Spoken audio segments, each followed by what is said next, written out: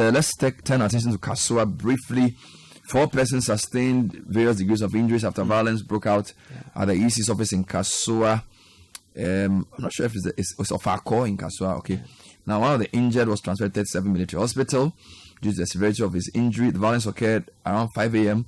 and involved members of the NDC and the MPP. According to an eyewitness, the clash erupted over a disagreement regarding the queuing of voters seeking to transfer their votes to the constituency. During the violence, Atukumsin, son of incumbent MP Mevisa Akumsin, was stabbed in the chest and has since been rushed to the hospital. Here is more in this report by Calvis Tete.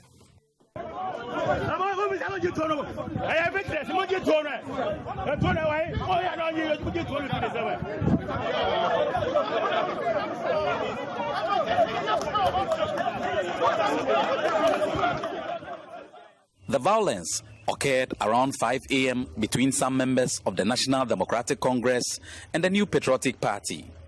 According to an eyewitness, the clash occurred as a result of a disagreement over queuing of voters seeking to transfer their votes to the constituency. During the event, Atukumsin, son of incumbent MP Mavis Hawakumsin, was stabbed in his chest and has since been rushed to the 37 Military Hospital. Some 3 members of the NDC were also injured and placed on admission at the Kasoa Polyclinic. Here are some members from the MPP and NDC sides speaking to the media about the altercation. We had a call to the effect that there's a misunderstanding regarding the sitting arrangement at the registration center, which compelled us to rush to the scene. In fact, my good friend and brother Atukumsin got here even before I did, and according to him, when he got here, he realized that the NDC have decided more or less to do what they have planned, because they are unable to bring out people to come and do the transfer. They are going to frustrate the process, because before this incident, we had picked intelligence to the effect that they want to attack us. So yesterday, we were not surprised that the divisional police commander came here and ordered that all chairs must be parked and that people must not be allowed to queue in the night. So we all left, only for them to come back and claim that their people are in the queue, when in fact we cannot see the people with our naked eyes. So that is what generated into all these misunderstandings. So I just came with the mindset that as a leader, he wants to calm situations down so that everybody will be at peace with him or herself. Unfortunately, without any provocation, without any attack, a gentleman from nowhere just popped up with a knife and then assaulted our brother. The gentleman in question who stabbed our friend has been arrested, and we have also been told by the police commander that they have invited the constituency organizer for the NDC, who happens to be present at the time of the incident, my good friend Danny, as well as their youth organizer. Some of them are even minors, were brought in to queue, which will raise questions that what we've agreed on, why this should happen. And then based on this misunderstanding, because how Akumsi's people or his son has planned this already, that's what we can believe it to be. They brought in a number of people, tough, people that were body built, that outnumbered our men.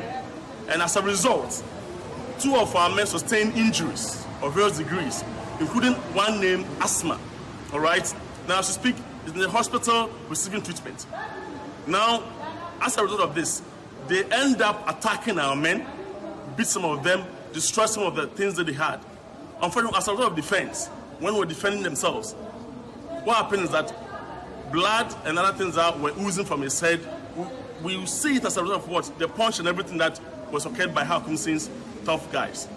Police have since arrested 2 persons, including a constituency organizer for the NDC, in connection with the violence. So that was Calvis Tete's report. Now, 2 new developments. The Electoral Commission has issued a directive to all regional directors. This is from Deputy Chairman of Operations, to all regional directors. And the statement says that agents of political parties should not be allowed to observe the transfer of voters exercise. Now, let me read it. It says, I bring you greetings from the Commission and trust this memo finds you well. The Commission's attention has been drawn to the violent clashes occurring at some of the district offices as a result of the transfer of votes exercise. Regional directors are to inform district officers not to allow agents of political parties to observe the transfer of votes exercise with effect from tomorrow, Monday, 3rd June 2024, pursuant to Regulation 22.8 of CI 127. Returning officers are required to give copies of the transferred voters list to political parties and candidates upon request. District officers should ensure that they strictly adhere to this requirement. Kindly treat this as urgent. So this is the deputy chairperson of the EC writing to regional directors to communicate this to their district officers. Now, the NDC has responded to this. I don't know if you have that story. Omane Boamah is the director of elections of the NDC, and he's having none of this. He's asked his men or his people to disregard what the deputy chairperson of the EC has put out. And in fact, the statement he sent to his people is captioned, NDC agents must disregard the partisan and outrageous order from the deputy chairman operations of the EC aimed at aiding gerrymandering by the ruling MPP. So what is votes transfer? Why is it so important? Why is it leading to violence? Indeed, the original registration did occur and there were pockets of incidents, but I don't recall seeing a stabbing. Someone being stabbed, no. So to have that whole exercise done and finished, and then what many would consider to be a minor exercise, rather generating this type of thing, is it that we don't understand the way this works? We'll try and get some answers for you on that matter. Let's read a few of your comments. We've been talking about many things this morning. We've been talking about political promises. We've been talking about Japan. And we've been talking also about winds and billboards falling. Bernard, please don't forget we have Kantanka. We have Kantanka. I hear you. Bernard, when we return, we bring ideas and investments, but our own people see us as fools and chop our money. And on the discipline side, they say we complain too much. Bro, it's not easy to change a Ghanaian living in Ghana. DJ Nature sent that through. Good morning, Citi CBS. I think the idea of bringing back the road tolls is brilliant, provided it is coming back refined and will serve its purpose. However, something must go. If road tolls come back, that is the e-levy. It must go. Mamie from Temasenda through. And good morning, CBS team. In these innovative AI economic revolution times, imagine what presidential candidates are promising. Bernard, I feel both candidates are confused. I can't be surprised anymore. Fred Owari from Airport is not impressed. Bernard, both NDC and MPP are the problems of Ghana. They should leave us alone. Elias in Ashaiman Center through. Okay. Bernard, the road tolls must certainly come back, but Okada must not be legalized so that the delivery guys using the bikes would be distinguished and registered as a separate business. K. Montana from Westing. Good morning, Bernard. Morning. And CBS team. Both Mahama and Baumia are just playing with our minds as Ghanaians. As the elections are here, it's rather unfortunate. Kafui from Dubai sent that through. Let's talk to Dr. Edward Omane Boamah. He is the Director of Elections of the National Democratic Congress. Doc, thanks for joining us. Good morning. Good morning, Bernard. Trust you're doing well. I am fine. How are you doing too? By the grace of God. So the main registration of new voters seems to have ended, and now the transfer of votes is occurring, and we are seeing some violence. First and foremost, what's your impression of the voter registration itself that ended, I think, a week ago? By and large, the issue was able to register people. But we all know that, once again, the EC's estimated figure was exceeded. And this is even a situation where the strategy that the EC adopted constricted the opportunities for people to be able to register, because they just chose their district offices, and some selected electoral areas. So you can imagine if the registration centers had been expanded. What this means is that the issues are a decision, deliberately or inadvertently, have disenfranchised some Ghanaians who couldn't ferry themselves to the limited registration centers. So in terms of numbers, we still have some Ghanaians who have been disenfranchised. We move to the numbers, even arriving at the figures. It was embarrassing as a team. We were going through the start of day and end of day printouts, and the errors that we were identifying. We pointed out on some of them. But at a point, I decided that, look, there's no need. Let's wait for an IPAC meeting and draw their attention. So at the last IPAC meeting, which was held last week on Wednesday, we pointed out some of those errors relating to OT, region, relating to Bono East. These ones, we never put them out.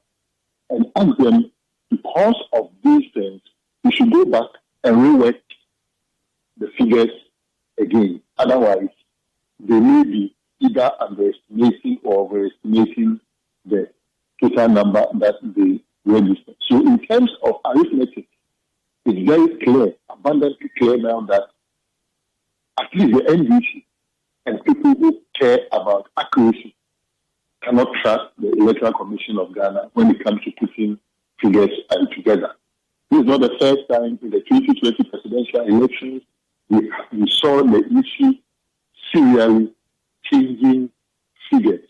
The declaration of a presidential results figures. We saw the issue serially changing those figures. Unfortunately, I'm not static now, so I cannot refer to the president. Otherwise, I would have given you. But were these errors of overestimation or underestimation generally? Some of them were overestimation, others were underestimation. And thank you very much, Albeda, for this question. Never conclude that when there is underestimation, it means no malice is intended. And by this, I don't mean that the issue is deliberately intended malice, as in the issue as an institution. Let me explain.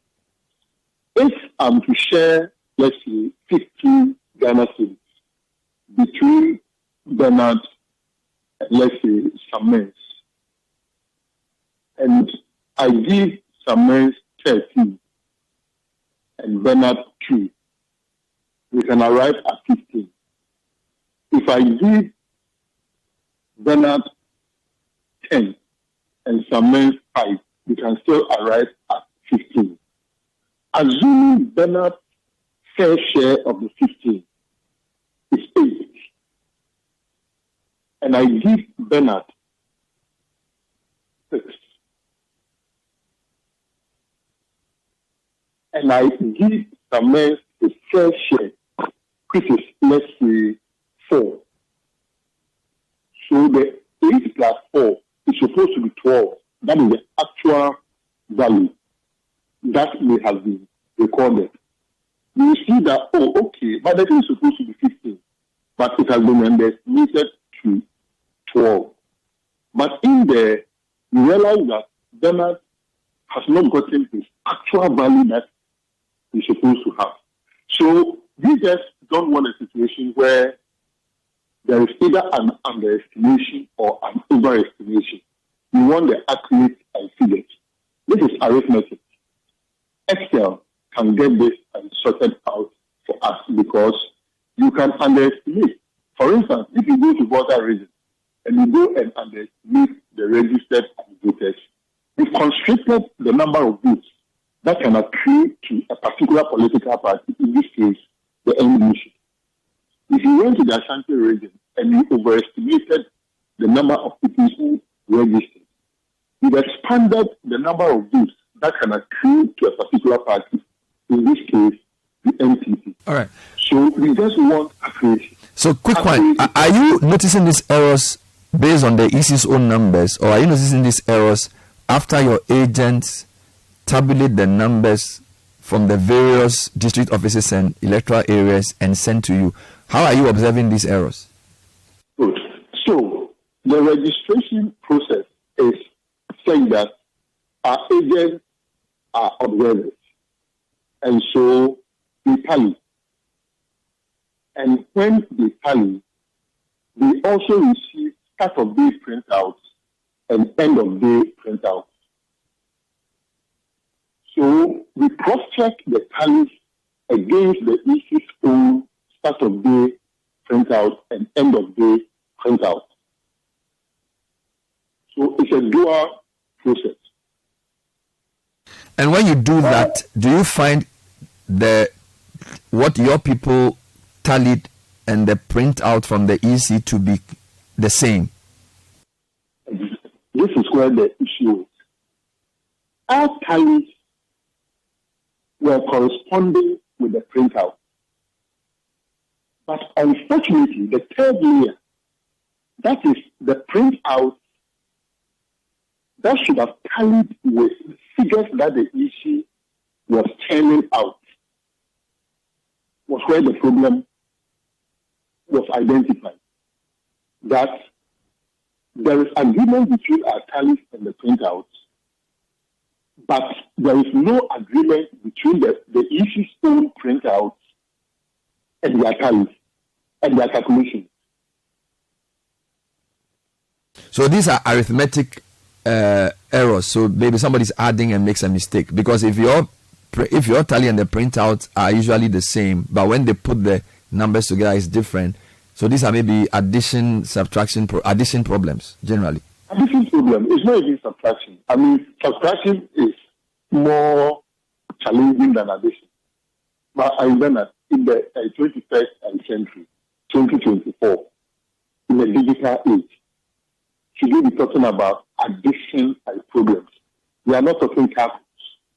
We are not talking quantum mechanics. Addition problems. A problem that where is ugly head in 2020, declaration of presidential results. The EC has not learned lessons. How can we trust the EC? How can we trust the competence and the capability and the credibility of the EC when it comes to relying on them for the figures that they will be putting out? But at least you should be heartened by the fact that your tallies and their printouts are the same. So that means that at the registration level, either electoral area or district, your people and the EC are coming up with the same numbers. If there's any problem at all, it's the final addition that's causing the problem. I'm not justifying that, but I'm just saying that at least you should be heartened that at the registration level you are getting the same numbers.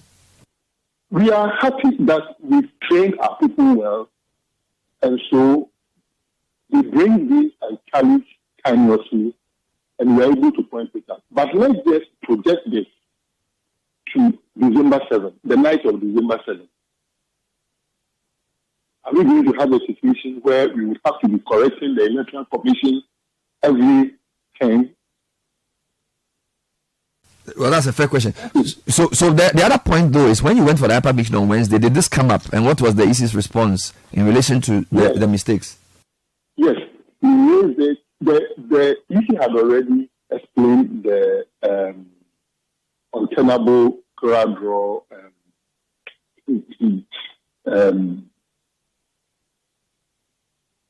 issue that they raised. And I mean, we wonder, arithmetic, visualization, and all. Why do you even decide to even announce that that was the option that you went for? So when we said that, look, beyond the errors that we have put out, we still had additional errors. But because of the embarrassment that was ongoing, we decided to shelve those ones. So we put those ideas before them. One of them, for instance, was a swap.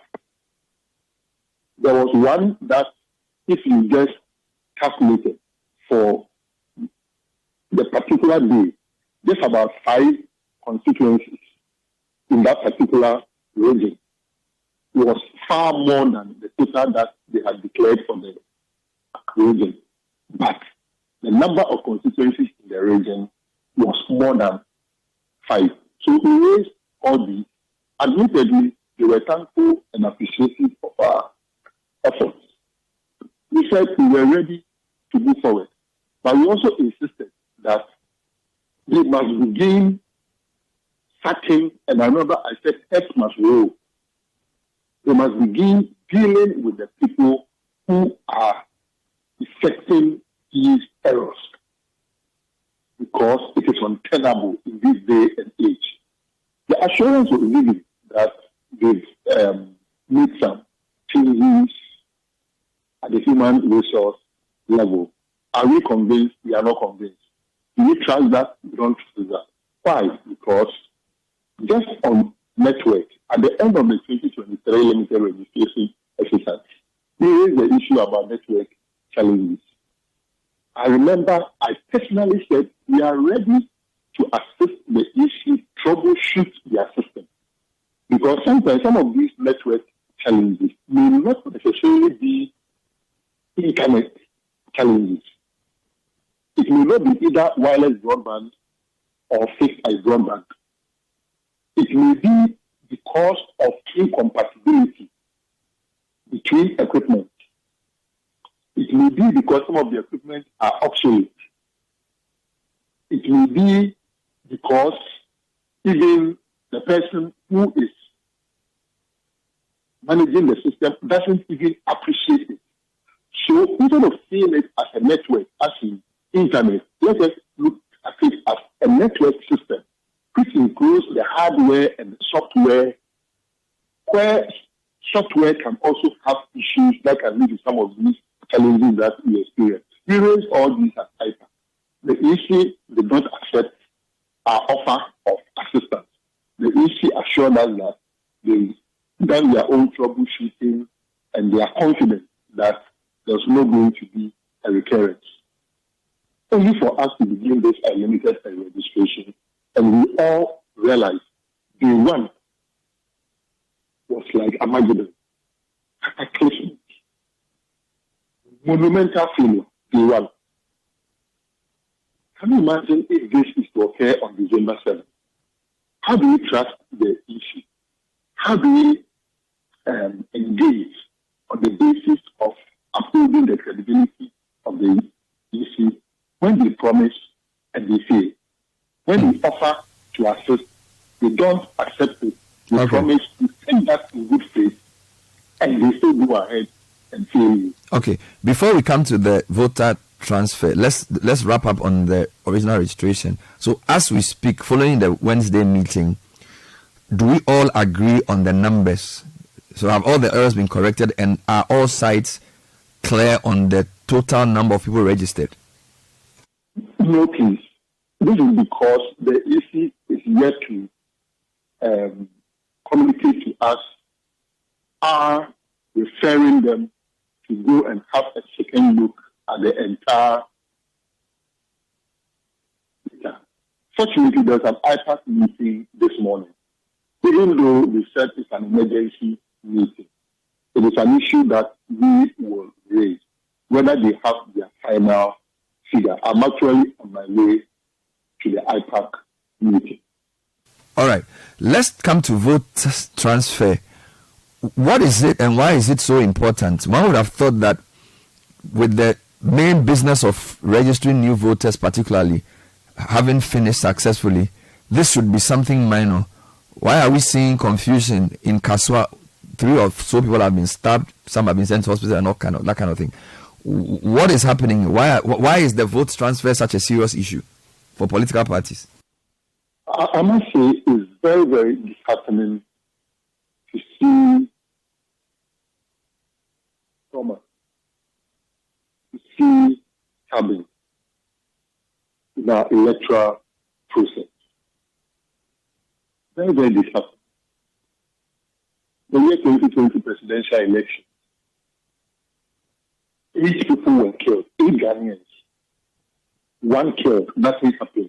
2 killed, nothing happened. 3 killed, nothing happened. 4 killed, nothing happened. 5 killed, nothing happened. 6 killed, nothing happened. 7 killed, nothing happened. 8 killed. We are here in 2024, and these avoidable and disheartening occurrences are being recorded. We must do better, and we can do better as a nation. As you see, Bernard, there's something called gerrymandering. And with gerrymandering, we realize that particularly parliamentary seats, because the presidential is one constituency, with the EC as the sole returning officer, it doesn't matter where Bernard votes, whether Bernard votes in Accra or in the Volta region. It will accrue to the president, the presidential candidate that Bernard will vote for, because the returning officer is one. But it affects the parliamentary. And because of that, people who are interested in either protecting certain parliamentary seats or trying to snatch certain parliamentary seats away from their political opponents devise strategies to try and increase the voter population in those constituencies that we call vulnerable constituencies during transfer of votes.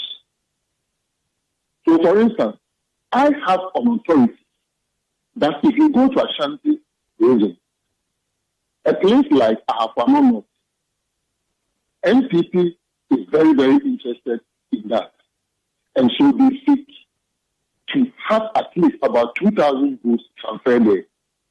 If you go to Ahafama Southwest, they seek to transfer about 2,000 votes from Echuma and Kwangoma and from Padasu. That is Ahafama Southwest one. Ahafama North, they seek to transfer from Asopa and Bantama.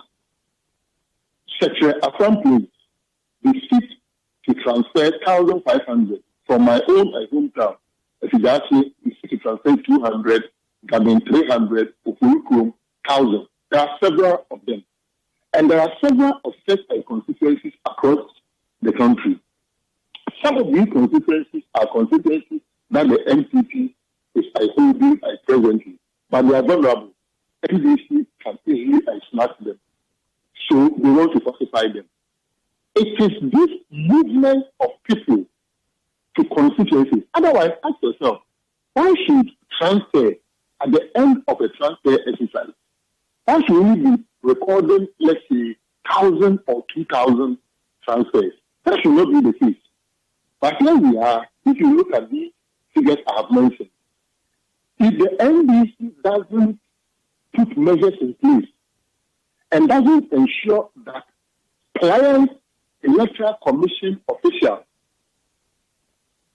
do not collude with the ruling NPP, we are going to have a situation where at the end of the registration exercise, you will be recording thousands of transfers to a single constituency. It is this gerrymandering that is creating the problem. And it is the reason we are actually appalled that the Electoral Commission will issue a weekend statement that political parties are not supposed to send their agents to the centers where these transfers are taking place.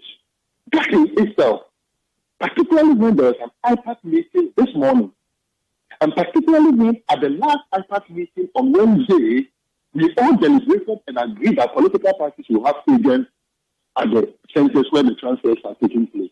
So even if the EC has had a metanoia, a total change of mind, and wants to amend it, why can't you wait for the emergency IPAC meeting that the EC has just called? This is the issue. Gerrymandering that NPP wants to undertake.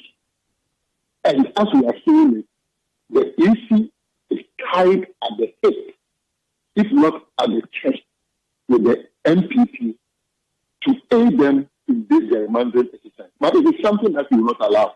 The NDC has concluded that the presidential election is not fit.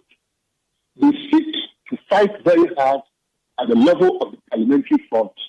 What they seek to use that to do, it is not fair at this stage for me to put it out on your network. Out of respect for your network, I will not put it out. But mark these words very carefully. They know they have lost the presidential. They seek to use every means that is possible, fair and foul, to increase their presidential and use it for an ultimate end.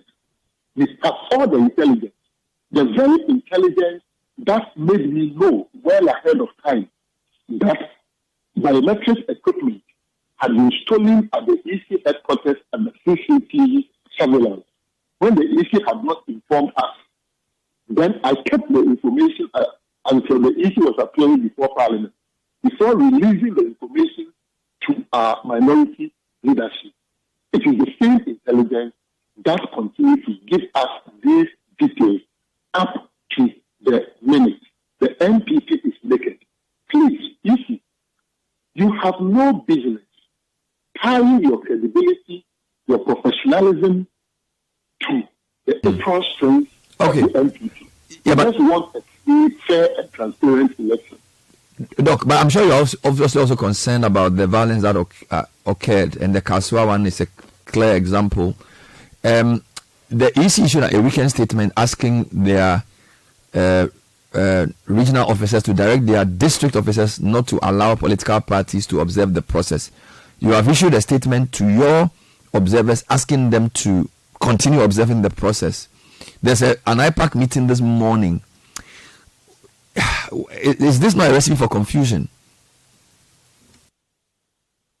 The question should be going to the Electoral Commission. The Electoral Commission sat with us at IPAC. And you remember NDC had been away from IPAC for several months. We came in and felt there was the need to re-engage. President Mahama also felt same. If you could say, we all agree that we shall return to IPAC. We go for an IPAC meeting just on Wednesday. And you have called for an emergency IPAC meeting on Monday. So this is Wednesday, Thursday, Friday, Saturday, Sunday. In effect, 3 clear days in between, because they issued a statement on Sunday. There's an IPAC meeting today, this morning at 10 a.m. What was the brainwave that made the EC issue that statement without coming back to IPAC for us to discuss that, okay, political parties, development partners, and the US Embassy is always there, the British Embassy is always there, the British High Commission, CDV is there, several CSOs are present. What stops you from coming back to IPAC and saying that, even though we agree, blah, blah, blah, blah, so we think that we need to modify it. We all go and either agree or we disagree or we have a middle ground and modify it. We take a unilateral decision to go ahead and announce. Which law tells the Electoral Commission political parties cannot have agents to monitor transfer of votes? This is called the law. Why do they want to interpret the lacuna in the law, the vacuum in the law, the hiatus in the law in favor of opacity, when they can interpret it in favor of transparency? If the law says no one can be there as an agent, that is fine. The law doesn't say so. It means the law is silent. How will anybody interested in free, fair, and transparent election opt for opacity that the agents should not be there? It means we have something to hide. And we will not allow them to be opaque. The opacity must end. And they are provoking us. We have resisted the temptation to heighten the political atmosphere, the tension. We have resisted the temptation. As we speak, You went through a registration exercise with biometric voter registration equipment.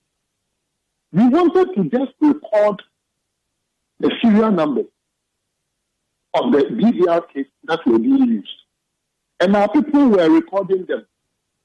The EC at a point said, no, don't I record them. We told our people, decide them and record them. You know why? Because in some stations, the numbers were even written boldly on the equipment. The reporters who I went around can attest to this. Again, the start of day and end of day printout that the EC puts out, there's a QR code on it. If you scan the QR code, the serial number pops up. So what was the issue? When we raised it at the last IPAC meeting, do you know what the EC told us? The EC told us, oh no, we didn't know that was the number that we wanted. We thought we wanted the actual manufacturer's number that they had put on the thing.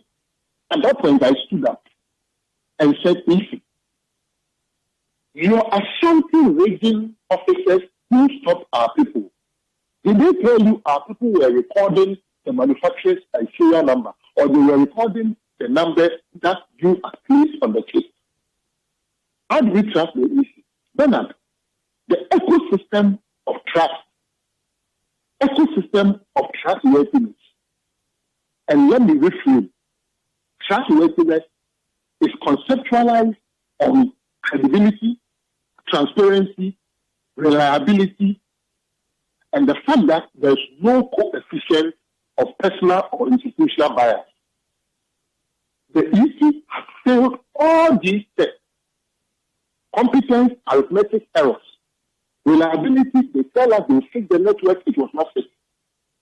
Credibility, when you tell us you fix something and you don't fix it, how do I uphold your credibility? All right.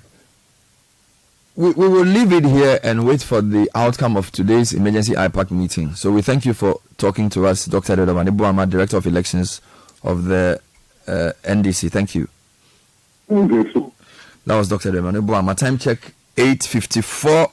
Keep your eyes here and your ears as well. We'll be covering all of this for you.